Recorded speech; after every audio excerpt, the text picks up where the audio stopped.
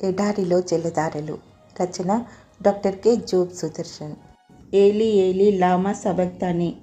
మత్తయి 27:46. యేసు ప్రభువుకి ఇదే ఆఖరు అవకాశం. తండ్రి సన్నిధి తన నుండి వెడలిపోవడానికి సిద్ధంగా ఉంది. ఆత్మలో జరిగిన పోరాటాన్ని ఎవరు వర్ణించగలరు? ఆ ఆతృతని, ఆ భయాన్ని ఎవరు ఊహించగలరు? ఆ మౌనం సంఘర్షణకే నోరు వచ్చింది. గుండెల్ని కలిచివేసే ఆక్రోశంగా రూపుదాల్చింది. నా దేవా, నా దేవా, నన్నెందుకు చేయి విడిచితివి? బిడ్డను కని రోడ్డు మీద వదిలి వెళ్ళిపోతారు కొంతమంది. ముసలి తండ్రిని ఓ మూలన కుక్కి మంచంలో వదిలి తమ పనులు తాము చూసుకుంటారు కొందరు. భార్యను ఆకలి బాధతోనూ దారిద్ర్యంలోని వదిలి తన దారి తాము వెతుక్కుంటారు కొందరు భర్తలు. ఆ జీవుల గుండెల్లో ఎంత ధైర్యం! కానీ దేవుడే ఒకరిని విసర్జిస్తే కలిగే బాధతో ఇవేవీ సరితూగవు. ఈ మాటల్లో గొప్ప విషాదం ఉంది. సైనికులు ఆయనను కొరడాలతో కొట్టారు, ఉమ్మివేశారు, వెంట్రుకలు పెరికారు, ఆయన వస్త్రాలు తీసేశారు, చేతులకు కాళ్లకు మేకులతో చీలలు పొడిచారు, అపహసించారు. ఇవన్నీ మౌనంగా భరించాడు యేసు.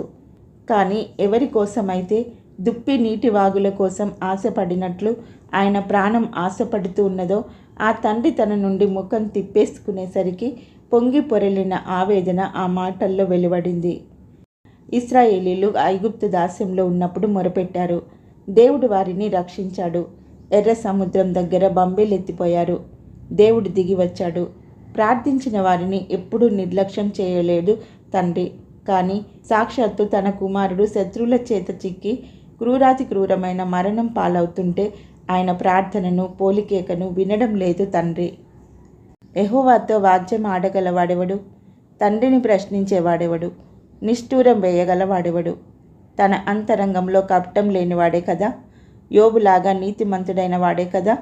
నాకెందుకీ కష్టాలు అని దేవుని ప్రశ్నించగలిగేది ఆయన పరిశుద్ధతతో సరితూగగలిగేవాడే కదా. క్రీస్తు ఏ పాపం చేయలేదు. ఆయన నీతిమంతుడు. కష్టకాలంలో ఈ ప్రశ్న అడిగే హక్కు ఆయనకే ఉంది. దేవుని అతి నిర్దిష్టమైన తిరుగులేని న్యాయ విధికి అద్దం పడుతున్నది ఈ కేక. మనమందరం నిత్యాగ్నిలో మండుతూ పెట్టవలసిన కేక ఇది. ఇక అలాంటి కేక పెట్టాల్సిన అవసరం మనుషులెవరికీ లేదు.